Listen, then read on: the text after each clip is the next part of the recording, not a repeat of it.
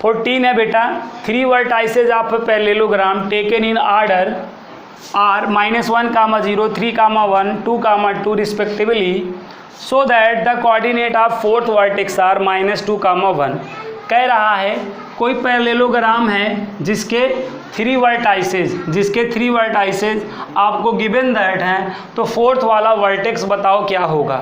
ठीक है, तो ऐसा पैरेललोग्राम में ही नहीं, आपका अगर पैरेललोग्राम की जगह रेक्टेंगल आ जाएगा, स्क्वायर आ जाएगा, रोम्बस आ जाएगा, तब भी आपको फोर्थ वाला कोऑर्डिनेट आपसे पूछ सकता है ना। और चारों के चारों एक जैसे सॉल्व होंगे, इस बात को आपको ध्यान रखने की आवश्यकता है। ठीक है, पैरेललोग्राम की जगह चाहे रेक्टेंगल वर्ड यूज हो जाए, चाहे स्क्वायर वर्ड यूज हो जाए, चाहे रोम्बस वर्ड यूज हो जाए, और आपको फोर्थ वाला कोऑर्डिनेट पूछेगा तो हमेशा जैसे पैरेललोग्राम वाला सॉल्व करेंगे उसी तरीके से स्क्वायर पे भी सॉल्व करेंगे, रेक्टेंगल पे भी सॉल्व करेंगे, रोम्बस पे भी सॉल्व करेंगे। और ऐसे में आपको 3 वर्टाइसेस गिवन कर देगा और आपसे फोर्थ वाला वर्टेक्स पूछेगा। ठीक है, अगर पैरेललोग्राम, रोम्बस, स्क्वायर इससे रिलेटेड क्वेश्चन आएगा तो 3 वर्टाइसेस गिवन कर देगा और फोर्थ वाला पूछेगा। तो जैसे यहाँ पे पैरेललोग्राम गिवन है तो ऐसे आपने पैरेललोग्राम बना लिया ना, और इसका 3 वर्टाइसेस आपको गिवन दैट है। देखिए 3 वर्टाइसेस गिवन दैट है, रिस्पेक्टिवली इस तरीके से आपको गिवन दैट होंगे। यूँ आप रिटर्न कर लेंगे 3 ना, ऐसे रिटर्न कर लेंगे। आपको फोर्थ वाला फाइंड करना है, आपको फोर्थ वाला फाइंड करना है, तो फोर्थ वाले को आप क्या करेंगे, x, y लेट कर लेंगे। ऐसा लेट कर लेने के बाद आप डायगोनल्स को ज्वाइन करेंगे, डायगोनल्स को ज्वाइन करेंगे। और डायगोनल देखो यहाँ पे इंटरसेक्ट कर रहा है कि नहीं, डायगोनल जहाँ पे इंटरसेक्ट करेगा वो इसका क्या बनेगा, मिड पॉइंट। यहाँ पर मैं ये जो मिड पॉइंट है उसको O सपोज कर सकता हूँ। तो ये जो O है ये किसका किसका मिड पॉइंट है, BD का भी मिड पॉइंट है और AC का भी मिड पॉइंट है। और अगर हमें कोऑर्डिनेट गिवन हो तो हम मिड पॉइंट फाइंड आउट कर सकते हैं। तो ये किसका मिड पॉइंट है, BD का मिड पॉइंट है O ना। तो भाई ये कोऑर्डिनेट गिवन है तो मिड पॉइंट वाला फार्मूला लगा के O का कोऑर्डिनेट निकाल सकते हैं। इसी तरह A और C के लिए भी O का कोऑर्डिनेट निकाल सकते हैं। दोनों एक ही पॉइंट को रिप्रेजेंट कर रहे हैं ना, इस वजह से जो BD का मिड पॉइंट आएगा, जो AC का मिड पॉइंट आएगा वो सेम ही रहेगा। तो दोनों का कंपेयर कर देंगे तो आपका फोर्थ कोऑर्डिनेट निकल के आ जाएगा। यहाँ पे हम रिटर्न क्या करेंगे ना, O is the mid point of BD। Okay, तो अब यहाँ पे हम मिड पॉइंट का फार्मूला लगाएंगे, BD के लिए मिड पॉइंट का फार्मूला लगाएंगे। तो मिड पॉइंट का फार्मूला क्या होता है हमें पता है ना, कि फर्स्ट को ऐड करो अपान 2 कर दो। BD के लिए कर रहे हैं ना, तो फर्स्ट को ऐड करो अपान 2 कर दो, सेकंड को ऐड करो अपान 2 कर दो। तो ये जब O के लिए, BD के लिए O मिड पॉइंट था तब आ गया, इसको आप 1 बोल सकते हैं। ठीक, फिर अगेन आप क्या लिखेंगे, अगेन क्या रिटर्न करेंगे, O is the mid point of AC। तो अब AC के लिए AC के लिए मिड पॉइंट O का फार्मूला लगाएंगे तो क्या होगा, नंबर 1 को नंबर 1 में ऐड करेंगे तो 2 - 1 अपान क्या हो जाएगा, 2 हो जाएगा। नंबर 2 वाला नंबर 2 में ऐड करें ना, 0 + 2 अपान क्या हो जाएगा, 2। तो ये यहाँ से क्या आया, 1/2 और यहाँ पर 2/2। 2 से 2 कैंसिल हुआ, 1/2, 1। ये आपका क्या हो गया, देखें ये वाला कोऑर्डिनेट भी O को रिप्रेजेंट कर रहा है और ये वाला भी O को ही रिप्रेजेंट कर रहा है। तो दोनों कोऑर्डिनेट बराबर नहीं हुए, तो अब यहाँ पर दोनों बराबर हो जाएंगे। मतलब x + 3/2 y + 1/2 is equal to क्या हो जाएगा, 1/2 1। समझ में आया।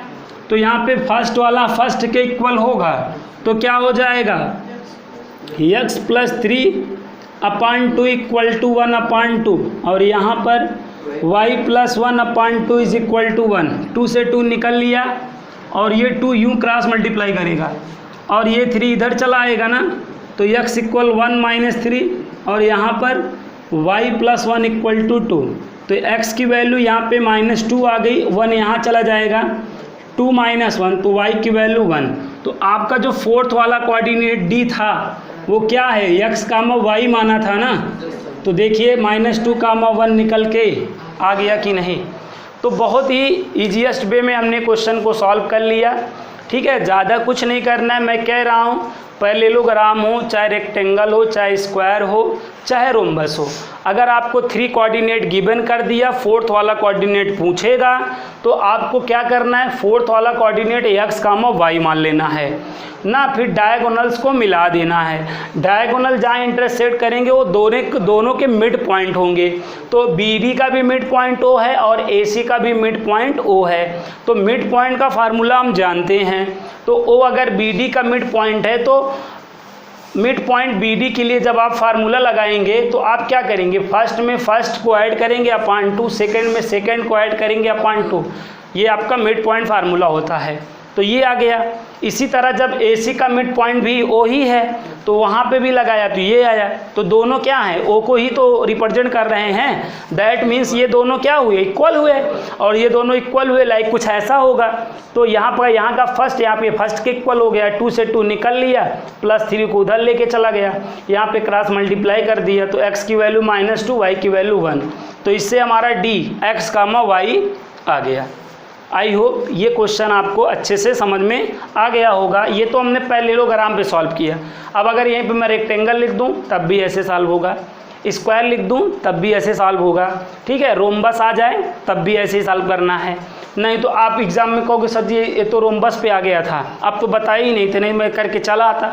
इसलिए मैं आपको ध्यान दिला दे रहा हूँ, यहाँ पे चाहे रेक्टेंगल आवे, चाहे स्क्वायर आवे, चाहे रोम्बस आए, इसी तरीके से सॉल्व करना है। ठीक है, तो इस क्वेश्चन को आप लोग नोट कर सकते हैं या समझ गए हैं। तो मैं आपको अगला क्वेश्चन बता दे रहा हूँ, कर तो लेंगे ही ना। बाकी इसका वीडियो भी हमेशा मतलब पब्लिक रहेगा, जब मन कहे तब देख लीजिएगा, कोई दिक्कत नहीं है। तो देखिएगा ये आपका क्वेश्चन ख़त्म। सबसे प्यारा क्वेश्चन था, इसको मैंने बता दिया। ये वाला भी बहुत ही प्यारा क्वेश्चन है। क्या है, यहाँ पे ध्यान दीजिए।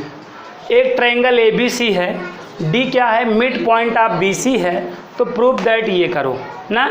ये तो अभी तक हम लोग ने जितने भी क्वेश्चंस पढ़े हैं सबसे इम्पॉर्टेंट क्वेश्चन है, मतलब सबसे ज़्यादा ध्यान रखने वाला क्वेश्चन है।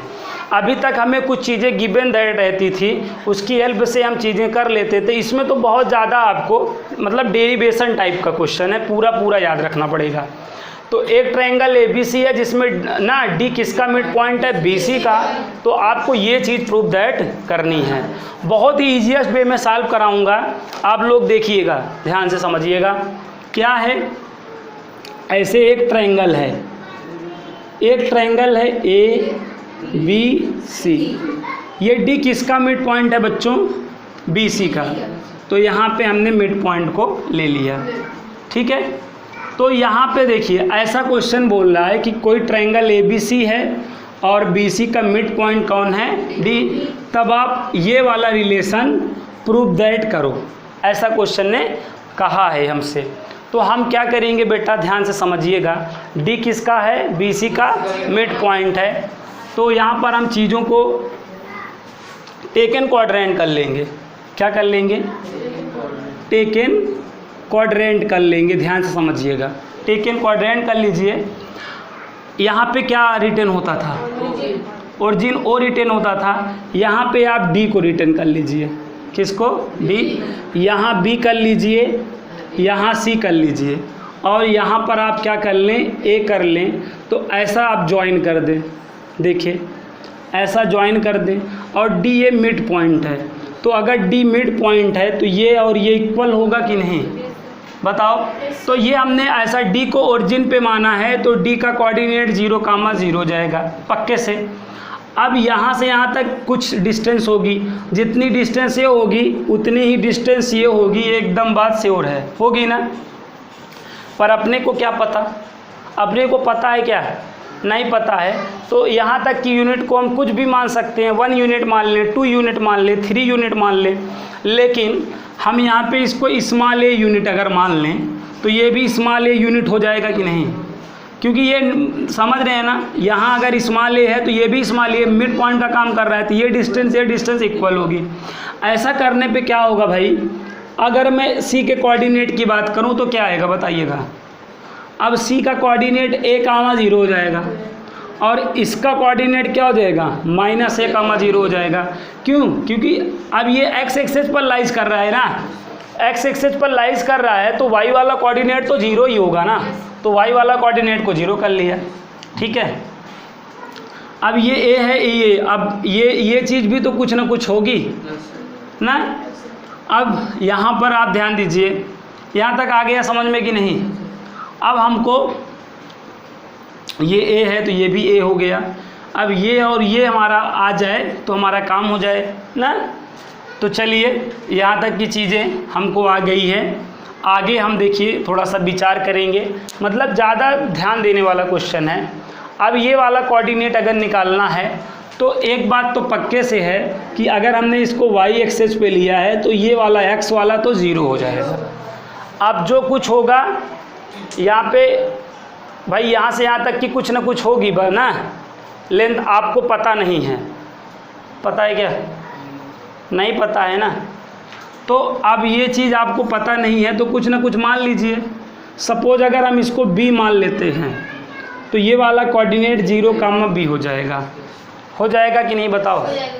हो जाएगा ना। और यहाँ पे अगर आप देखें तो ये देखिए राइट एंगल ट्रायंगल बन रहा है ना। अब ये वाला ट्रायंगल और ये वाला ट्रायंगल एक तरीके से सेम ही है ना। तो अब हमें ये कोऑर्डिनेट पता है, ये पता है, ये वाला भी हम पता कर सकते हैं। अरे AC मैं आपसे कहूँ कितना है बता सकते हैं? डिस्टेंस फार्मूला लगा देना। अब अगर आप डिस्टेंस फार्मूला लगाएंगे तो क्या हो जाएगा, a - 0 का होल स्क्वायर 0 - b का होल स्क्वायर। तो ये सॉल्व होके क्या आएगा, √a² प्लस b² आएगा। ये आपको AC आया ना। लेकिन आप अपने टारगेट को देखिएगा, टारगेट में क्या है, CA, मतलब AC का भाई ही तो CA है भाई। इसको हम AC लिखें या हम CA लिखें, बात एक ही तो हुई है ना। तो यहाँ पे अपने को क्या मांगता है देखिएगा, अपने को CA का स्क्वायर मांगता है। तो स्क्वायरिंग बोथ साइड करो, तो स्क्वायरिंग बोथ साइड करोगे तो यहाँ पे स्क्वायर हो जाएगा और यहाँ पे रूट हट जाएगा। तो बताइए CA² क्या आएगा, a² प्लस b² होगा। उसके बगल में कौन है देखो, बगल में कौन है, AB ना। AB कैसे निकाल सकते हो, डिस्टेंस फार्मूले से। AB भी डिस्टेंस फार्मूले से निकाल सकते हो, निकालो। मतलब यहाँ पे देखो तो क्या आ जाएगा भाई, डिस्टेंस फार्मूला लगाएंगे तो ये -a - 0 का होल स्क्वायर 0 - b का किसी का भी मतलब आप कर दो। फर्स्ट में फर्स्ट का डिफरेंस करो, सेकंड में सेकंड का डिफरेंस करो, कोई भी आगे पीछे कर सकते हो, प्रॉब्लम नहीं है। वो मैनेज कर लेता है स्क्वायर उसको। तो यहाँ पर a² वापस से आएगा, b² वापस से आएगा। ये AB है लेकिन अपने को क्या चाहिए है, AB²। तो स्क्वायरिंग बोथ साइड करोगे तो AB का स्क्वायर इक्वल टू ये देखिए। लेकिन अपने को इसको और इसको क्या करना है, टारगेट में देखो प्लस करना है, तो इसको आप प्लस कर दो। AB² प्लस CA² करोगे तो ये a² क्या हो जाएगा, 2a² हो जाएगा। और ये b² क्या हो जाएगा, 2b² हो जाएगा। और यहाँ पे 2 को कॉमन कर लोगे, a² प्लस b²। तो ये आपका LHS आया कि नहीं, ये आपका LHS आया। अब इतना RHS भी आ जाए आपका काम हो गया। तो चलिए RHS देखते हैं। RHS में कौन है, AD। तो AD कहाँ है, AD। तो AD को क्या है, एक्चुअली B है ना, AD² है। तो AD² करेंगे तो कितना हो जाएगा भाई, b² हो जाएगा। और अगला कौन है, DC की वैल्यू देखें आप, DC की वैल्यू a है। DC² करेंगे तो a² नहीं हो जाएगा। दोनों को क्या किया गया है, दोनों को ऐड कर लें तो क्या हो जाएगा, अरे क्या हो जाएगा बताएं ना। AD है आपका b² a², मतलब a² प्लस b² ही तो होगा। और इसके साथ इसके पहले 2 भी लिया गया है। अब अगर आप 2 भी ले लेंगे तो क्या होगा, अगर आप 2 भी ऐसे मल्टीप्लाई कर देंगे तो यहाँ पे क्या हो जाएगा, 2 in bracket a² plus b² हो जाएगा कि नहीं बताइए ना। और अब ये देखो, ये भी इतना आया था और ये भी इतना आया था, तो LHS RHS देखो ना भाई, AB² प्लस CA² इतना आया था और ये भी इतना आया, तो इसका क्या मतलब है, यही तो हुआ कि AB² plus CA² is equal to what, 2 in bracket AD² plus DC²। Hence proof, यही तो पर करना था प्रूफ। बताइए समझ में आया कि नहीं आया? जिनको नहीं दिख रहा है देख लें इधर। तो इस तरीके से हमें इस क्वेश्चन को सॉल्व करना था, पूरा आपको ध्यान में रखना पड़ेगा, डेरिवेशनल टाइप का क्वेश्चन है। तो बताइए याद रहेगा ना? इसको हम और सिंपल मेथड से सॉल्व कर सकते हैं, कैसे? ऐसे। ये तो आपने एक तरीका देखा ना, ये डेरिवेशनल तरीका था ना, आपको ध्यान में रखना पड़ेगा, इसको नहीं ध्यान में रखोगे तो नहीं आएगा, सीधी बात, नो बकवास। अब यहाँ पे आप देखिए, कोई ट्रायंगल ABC है, D क्या है, BC का मिड पॉइंट। तो हमने क्या किया भाई, क्वाड्रेंट ले लिया, ये हमारा क्वाड्रेंट होता है, ठीक है। और यहाँ BC का मिड पॉइंट कौन है, D है। तो मैंने कहा D को आप ओरिजिन पे सपोज कर लें, B यहाँ ले लें, C यहाँ ले लें, ठीक है, और यहाँ पर आप A ले लें, ठीक है। अब B, C और A को एक्सेस पर लेने पे क्या फ़ायदा होता है, एक कोऑर्डिनेट 0 हो जाता है। हमको एक ईजीएस्ट कैलकुलेशन करना पड़ेगा कि नहीं, अगर इधर उधर लेंगे तो x दोनों पे एक्सेस पर मूव कर जाएगा, तो हमारे कैलकुलेशन के लिए हम ना थोड़ा टफ कैलकुलेशन हो जाएगा। अब बात को समझें, अगर D जो है मिड पॉइंट है BC का, तो ये लेंथ और ये लेंथ इक्वल हो जाएगा। इसको मैंने कहा ये 1 यूनिट मान लो, तो C का कोऑर्डिनेट क्या हो जाएगा, 1, 0। और इसको अब ये 1 यूनिट है तो ये भी 1 यूनिट होगा, ये -1, 0 हो जाएगा, ये भी कुछ यूनिट होगा, बट यहाँ पे इसके तो इक्वल नहीं होगा, ये पक्के से जान लो। तो इसको आप 2 यूनिट कह लो, तो ये वाला कोऑर्डिनेट क्या हो जाएगा, 0, 2 हो जाएगा। अब A को B से, A को C से ज्वाइन करोगे तभी ट्रायंगल बनेगा। अब अपने को क्या चाहिए है, AB चाहिए है, तो AB कैसे निकलेगा, डिस्टेंस फार्मूले से। अब डिस्टेंस फार्मूले में फर्स्ट वाले में फर्स्ट वाला सब्ट्रैक्ट करो, फर्स्ट में फर्स्ट वाला सब्ट्रैक्ट करो, ठीक है। तो फर्स्ट माइनस फर्स्ट, समझ में आया बात की नहीं। सेकंड में सेकंड को सब्ट्रैक्ट करो, ठीक है, और होल स्क्वायर करते चलो। तो यहाँ पे -1 का होल स्क्वायर, वहाँ पे -2 का होल स्क्वायर, क्या आएगा, 1 + 4 आएगा, √5 आया कि नहीं। ये AB हुआ, बट अपने को क्या चाहिए है, तो स्क्वायरिंग बोथ साइड करोगे तो इधर तो रूट हट जाएगा, 5 आ गया कि नहीं। अब इसी तरह CA निकाल लो, क्या निकाल लो, CA, किस फार्मूले से, डिस्टेंस फार्मूले। तो फर्स्ट में फर्स्ट को सब्ट्रैक्ट करो और होल स्क्वायर कर दो, सेकंड में सेकंड को सब्ट्रैक्ट करो और होल स्क्वायर कर दो, यही है क्या, डिस्टेंस फार्मूला। तो यहाँ पर क्या हो जाएगा, -1 का, और यहाँ पर तो यहाँ 1 प्लस क्या आ जाएगा, 4, √5 वापस से आ गया CA, बट अपने को क्या चाहिए, CA² चाहिए, तो 5 आएगा। इन दोनों को क्या किया गया है, टारगेट में ऐड किया गया, इसलिए ऐड कर दो। तो जब AB² और CA² करोगे तो 5 और 5 मिलके क्या हो जाएगा, 10 हो जाएगा। अब अगर इतना RHS भी आ जाए तो आपका सही है। तो चलिए RHS में देखें, AD कितना है, AD 2 है, लेकिन अपने को क्या चाहिए देखिएगा, तो AD का स्क्वायर करेंगे तो दूनी क्या हो जाएगा, 4, और DC कितना है, 1 है, और DC का स्क्वायर करेंगे तब भी 1 ही आएगा। इनको ऐड कर लीजिए, तो इनको ऐड करेंगे तो AD² प्लस DC² क्या आएगा, 415 आएगा। लेकिन इसके बगल क्या है, 2 का मल्टीप्लाई करना पड़ेगा तब ये पूरा RHS वाला एक्सप्रेशन आएगा। तो पूरा आप मल्टीप्लाई कर देंगे, जब ऐसे आप मल्टीप्लाई कर देंगे 10, तो ये भी 10 और ये भी 10, तो ये दोनों इक्वल नहीं हो गए, तो ये इक्वल टू ये, हैंस प्रूव्ड। ऐसे भी आप कर सकते हो, ठीक है। A और B में जो आप करें, आप ऐसे भी सॉल्व कर सकते हो। अब बताओ आ गया कि नहीं समझ में?